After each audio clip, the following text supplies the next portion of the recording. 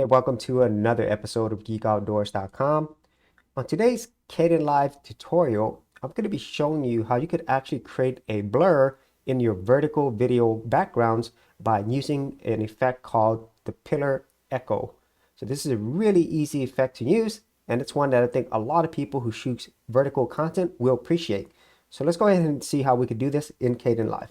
And so using this video blur background effect is really easy, and it's something that Kdenlive now has built in.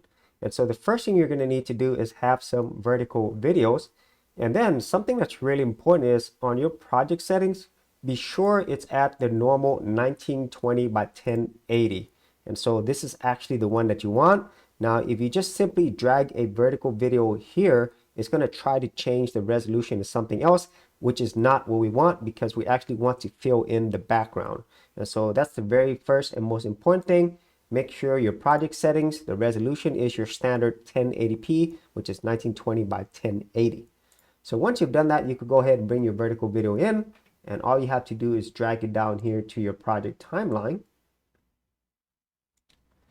And as you can see, our video, it is vertical, but at the same time, it doesn't have anything in the background. It's just a pure black, which makes sense because this is the overall resolution of the video.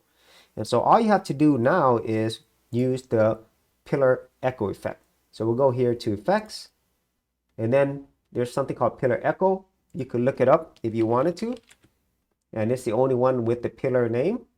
Or you could go under transform, distort, and perspective, and that's where it's at. And all you have to do is drag it down here on your clip, and automatically it's going to go ahead and blur your background. Now there are a few things that you can do.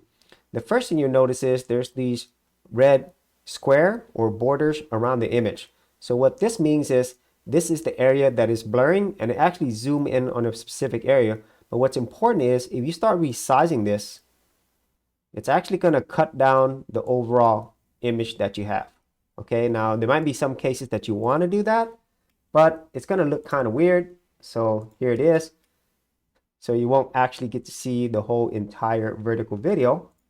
And if that's something that you don't want and you want to go back to the original, you could either delete this effect and then put it in again, or you could go here to adjust to original size and then go here to adjust and center in frame, and that is the original. So it really depends on if you want to just delete it and put the effect in again or do it this way. Now the other thing you could do is you could also adjust the blur.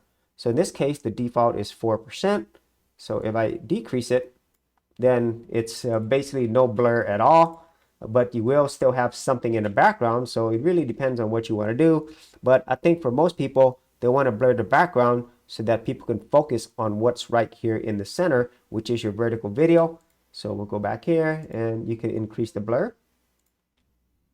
Just watch that.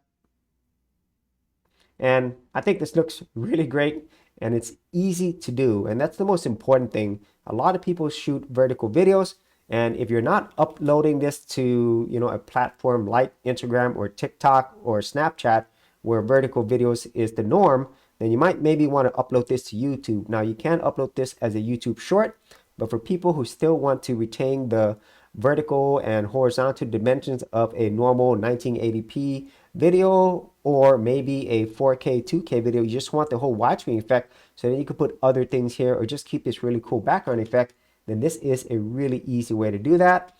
And then for people who are doing videos where they have themselves, for a lot of Instagram videos, I think this is a great way to add a nice touch to fill in that background, and also to add a little bit more variety to your normal vertical videos. So if you actually had any thoughts on this or any other ways in which you do this, be sure to leave that in the comments area below. And if you did want to see more of my Kdenlive tutorials and tips, I do have an entire playlist.